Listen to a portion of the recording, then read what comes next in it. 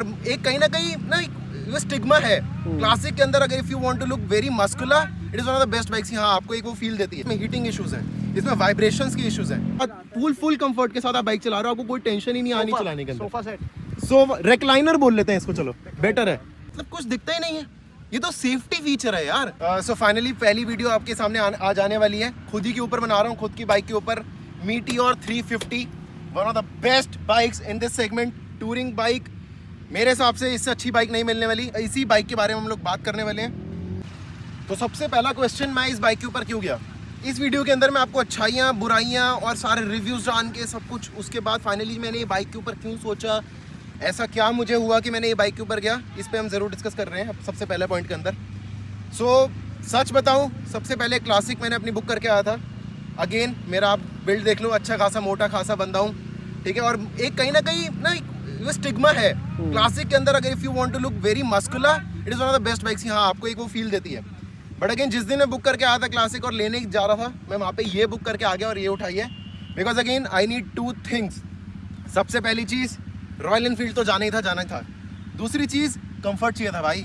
और सबसे इंपॉर्टेंट मेरे लिए कंफर्ट है, लोअर बैक इशू, ठीक है। अब वो मेरे लिए इंपॉर्टेंट है ही, और उसके ऊपर मैंने ये बाइक पे गया हूँ। स्पेशली उसके ऊपर सीट भी लगवाई है, टूरिंग सीट रॉयल एनफील्ड की ओरिजिनल बैजिंग के साथ, जो क्लेम्ड भी है कि वो बहुत कंफर्ट है इस सीट के अंदर। आपको कभी कोई दिक्कत नहीं आएगी, स्पेशली जब आप बैठे हो, राइड कर रहे हो, चाहे आप इवन 2-3 आवर्स लगातार चला लो, आपको दिक्कत नहीं आने वाली। ये बाइक मुझे सारी एसेसरीज के साथ, सब कुछ लगवाने के साथ अराउंड 2.5 लाख की पड़ गई थी ऑन रोड। मैंने बहुत लोगों से सुना है, बहुत लोगों ने अपने रिव्यूज़ भी दिए हैं, खासकर जब मैंने अभी तक ये बाइक ढंग से खरीदी भी नहीं थी, मैंने जस्ट बुक करी थी। मेरे को लोगों ने बोला इसमें हीटिंग इश्यूज़ हैं, इसमें वाइब्रेशंस की इश्यूज़ हैं। बट अगर मैं आज आपको दिखाऊं, एक बार आप यहाँ पे देख लो, ऑलमोस्ट 4000 किलोमीटर्स में बाइक चला चुका हूँ। और यहाँ पर मैं आज एक्चुअली आपको बोल सकता हूँ, heating issues none, vibration issues none. 100 चला लो, 110 चला लो, 120 चला लो, आपको कभी वो वाइब्रेशन वाला इशू, कभी ऐसा कोई इशू आने ही नहीं वाला। और मैं इस चीज़ के अंदर आपको एक गारंटी दे सकता हूँ। बिकॉज अगेन मेरी ये फर्स्ट बाइक है, मैंने यहाँ पे इसी बाइक पे सीखा है, मैंने इसी बाइक पे अपना हाथ बिठाया है। तो मैं ये एक्चुअल जेन्युइन बात बोल सकता हूँ कि आपको वाइब्रेशंस के इश्यूज़ नहीं आने वाले, और इस बात का मैं क्लेम कर रहा हूँ यहाँ पे आज। तो मैंने पहले बहुत बाकी भी बाइक्स के अंदर हम बात करें, क्लासिक हो गई आपकी, ये आपकी बुलेट भी हो गई पुरानी स्टैंडर्ड, सबके अंदर एक शिकायत रहती थी, टैंक छोटा है और आपको एवरेज भी इतने अच्छे नहीं मिलती थी। ठीक है, आवाज़, रॉयल एनफील्ड बहुत फेमस रही है अपनी आवाज़ के लिए, हर बंदा उसके पीछे नहीं जाता, मैं आवाज़ का फ़ैन नहीं हूँ। और इसके अंदर अगर मैं इस बाइक की बात कर लूँ, जब मैंने बात कर ही लिया, वाइब्रेशंस है नहीं, एकदम स्मूथ इंजन है, टैंक 15 लीटर्स का मुझे मिल रहा है, और टूरिंग बाइक है। बेस्ट चीज़ आपको यही है कि इसके अंदर टैंक 15 लीटर्स का, तो आप लंबा भी जा रही हो, आपको टेंशन नहीं है माइंड के अंदर कि हाँ भाई मुझे डालना है पेट्रोल के, मेरे पास है या नहीं है, पेट्रोल आ रहा है नहीं आ रहा है, कोई मेरे को टेंशन नहीं उस चीज़ की। कई बार ऐसा भी है कि आपको पेट्रोल पंप्स मिलेंगे ही नहीं रास्ते में। अब लोग एक्चुअली टेंशन में, मैंने वीडियोस तक देखी है दूसरे बंदों की यूट्यूब पे कि भाई धक्का मार रहे हैं बाइकों को अपनी। मतलब बताओ, आप एक खुशी के लिए जा रहे हो, आप कहीं पे निकल रहे हो, बाहर जा रहे हो टूरिंग करने के लिए, और आपको वहाँ पे ये सब चीज़ें फेस करनी पड़ जाए, मेरे हिसाब से इस बाइक में अगेन नहीं आएगी। तो एक बहुत सही चीज़ बात करते हैं, एक बार आप इधर आओ, मैं आपको सिर्फ एक बार ये सारा ना फ्रंट की एक मस्त सी चीज़ बताता हूँ, जितने भी इसके अंदर फीचर्स मिल रहे हैं। मतलब अभी तक रॉयल एनफील्ड ने इसके अंदर कोई ऐसी ये चीज़ें दी नहीं थी।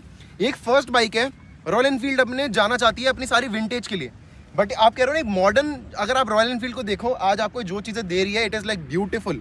अगर आप इसका इंस्ट्रूमेंट क्लस्टर भी देख लो तो उसका आपको एनालॉग प्लस डिजिटल दोनों चीज़ें मिल रही हैं। डिजिटल के अंदर आपको इवन गियर इंडिकेटर भी बताता है कौन से गियर पे आपको पेट्रोल आपका बता रहा है। ऑब्वियसली आपका ओडोमीटर भी यहीं पे ही है, स्पीडोमीटर ठीक है डिजिटल है, but still it is very good. बहुत ब्यूटीफुली इस बाइक को बनाया गया है। एक चीज़ की जो बीच में दिक्कत हुई थी, खासकर जब मैंने ये बाइक ली है, इस बाइक में ये आप स्पेस देखोगे, एक बार यहाँ देखो, ये खाली खाली सा लगता है। पता क्यों? यहाँ पे ट्रिपल नेविगेशन आता था, बट पीछे अभी अगर आपको पता हो, ये चाइना में कुछ दिक्कत हुई थी, उसकी वजह से आपको सेमीकंडक्टर्स के अंदर हमें इंडिया में सप्लाई नहीं थी, तो ट्रिपल नेविगेशन बंद कर देता था। लेकिन आज आप ट्रिपल नेविगेशन लगवाना चाहते हो, आप एक्चुअली लगवा सकते हो एसेसरीज़ के अंदर। क्लासिक में भी लगवाना चाहते हो, उसमें भी लग जाएगा, और बहुत सारे सर्विस सेंटर्स हैं जिनमें आप एक्चुअली बात कर सकते हो।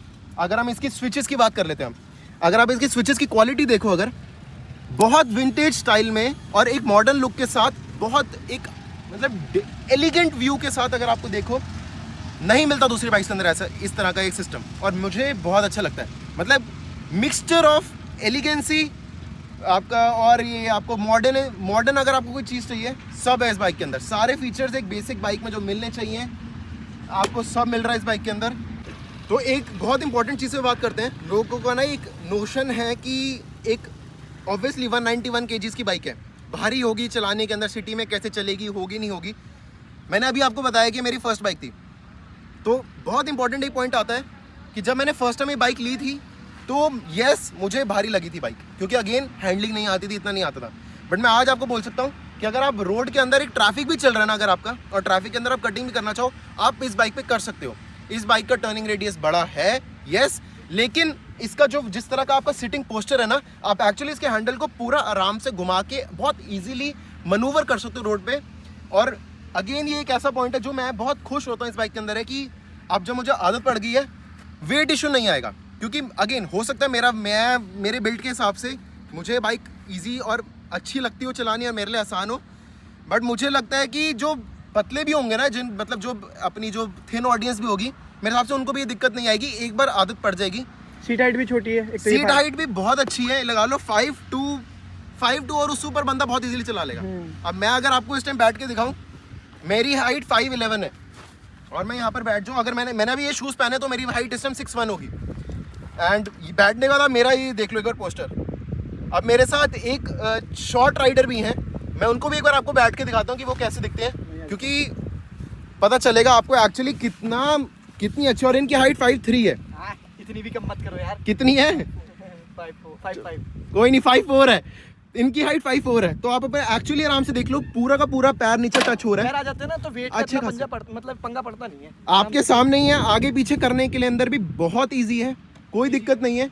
अगर शॉर्ट राइडर्स के लिए भी अगर ये फीचर है, आप बैठने का पोस्टर देखिए, ये देखिए आगे पूरा आराम से पैर आगे कंफर्ट हो के साथ, फुल कंफर्ट के साथ आप बाइक चला रहे हो, आपको कोई टेंशन ही नहीं आनी चलाने के अंदर। सोफा सेट, सोफा रेक्लाइनर बोल लेते हैं इसको, चलो बेटर है, अच्छी चीज है। इसके टायर बहुत अच्छे लगे मेरे को। बोलो ये बहुत अच्छाइयाँ कर ली, मतलब सब बता दिया मैंने, क्यों ना बुराइयाँ की बात कर लें। 2.5 लाख रुपीज़ दे रहा हूँ, छोटा अमाउंट तो नहीं है। सबसे खराब चीज़ मुझे रॉयल एनफील्ड की जो लगी यार, लाइट्स, हमें इंडिकेटर भी ले लो और लाइट भी हमारी मेन ले लो, हमें हैलोजन दे रहे हैं यार। मतलब मैंने रात को राइड्स करी हैं, उसके बाद ही मैंने यही देखा यार, मतलब कुछ दिखता ही नहीं है। ये तो सेफ्टी फीचर है यार, लाइट्स एक्चुअली सेफ्टी फीचर है। तो मैंने ये मॉडिफिकेशन करा रखी है, मैंने आगे LED लगवा रखी है इंडिकेटर्स में भी, और अपने उसके अंदर मैंने नाइट आई लगवाया। मेरा एक्सपीरियंस एक्चुअली बहुत अच्छा लग रहा है। नाइट आई के लिए मैं आपको अलग से बताऊंगा, सारा इन्फॉर्मेशन दूंगा आपको अलग दूसरी वीडियो में। और दूसरी में बताऊँ आपको मैं, पीछे अगर आप देखो सस्पेंशन आपका नॉर्मल दे रखा है, जो मुझे एक्चुअली बहुत स्टिफ लगता है। कहीं ना कहीं मैंने ये चीज़ फील करी है कि हाँ कोई बम्प्स आते हैं ना, मुझे फील होते हैं। अब आप क्लासिक देख लो यार, आप दूसरी रॉयल एनफील्ड की बाइक देख लो, सब में आपको नाइट्रॉक सस्पेंशन मिल रखा है, बट यहाँ क्यों नहीं? मतलब टूरिंग बाइक आप बना रहे हो, ये तो मेरे हिसाब से नाइट्रॉक सस्पेंशन तो यार कम से कम होना चाहिए। लोग बोल रहे हैं बाहर से कि नाइट्रॉक सस्पेंशन लगा लो, क्यों लगाऊँ मैं? मतलब लगाना चाहिए ऑब्वियसली, मुझे मेरे लिए बेटर है, लेकिन कंपनी को बाय डिफ़ॉल्ट देना चाहिए। एक और दिक्कत पे आते हैं, डाउन शिफ्टिंग के टाइम पे मुझे दिक्कत आ रही है, स्पेशली जब मैं थर्ड से सेकंड आ रहा हूँ, it is still okay. Second से फर्स्ट में जब मैं इस बाइक पे आता हूँ ना, अटकता है गियर। मैंने कंटिन्यूसली बार बार ये चीज़ देखी है, तो हाँ मेरी बाइक में तो एटलीस्ट दिक्कत आ रही है कि अटकता है वो।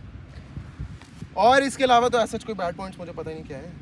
हाँ एक और मेरे को जो पता नहीं क्यों एक लगता है कि यार ये कहीं ना ऐसा नहीं होना चाहिए था कि सारी वायर्स अगर आप यहाँ पे देखो सारी एक्सपोज्ड है। मेरे हिसाब से, मेरे को बाकी बाइक्स में एक बार देखना पड़ेगा, बट मेरे हिसाब से ऐसा नहीं होना चाहिए था, because it is very exposed.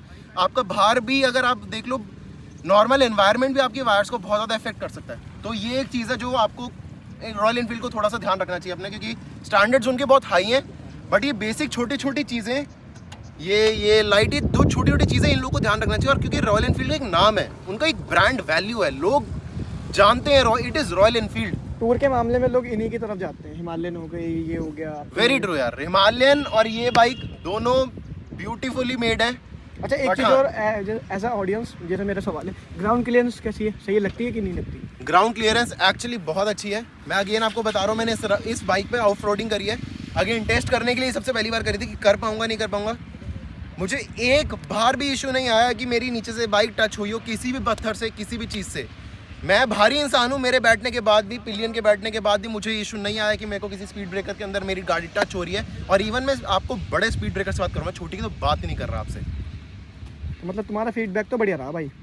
Actually after मैंने इस बाइक को ऑलमोस्ट 4000 किलोमीटर चला ली है, और मेरे को ये बाइक, मैं ये कह सकता हूँ, वर्थ है, ज़रूर लेनी चाहिए। बाकी रॉयल एनफील्ड इतनी अच्छी कंपनी के होने के बाद भी एक पॉइंट बहुत अच्छा है कि सर्विस कॉस्ट, मेरी पहली सर्विस होती 500 किलोमीटर्स पे, सर्विस कॉस्ट भी इसकी बहुत नॉमिनल है। आपको ऐसे नहीं लगेगा कि you are spending a lot, but yes again maintenance मांगती है बाइक, टाइमली मेंटेनेंस करवाते रहो, आपकी बाइक आपका पूरा साथ देगी। अपनी बाइक का आप ध्यान रखो, आपकी बाइक आपका ध्यान रखेगी, इस बात का मैं आपको यहाँ पे गारंटी दे रहा हूँ। और ज़रूर इस चैनल के अंदर आपको और इस बाइक से रिलेटेड स्पेशल और दूसरी बाइक्स में भी आपको सारे अपडेट्स मिलेंगे, ज़रूर ट्यून्ड रहना। I am here with you guys, do subscribe to the channel conscious rider, like, share, subscribe, whatever you have to do, just push that button. I want all the subscribers, I want support from you guys, and let's meet you again.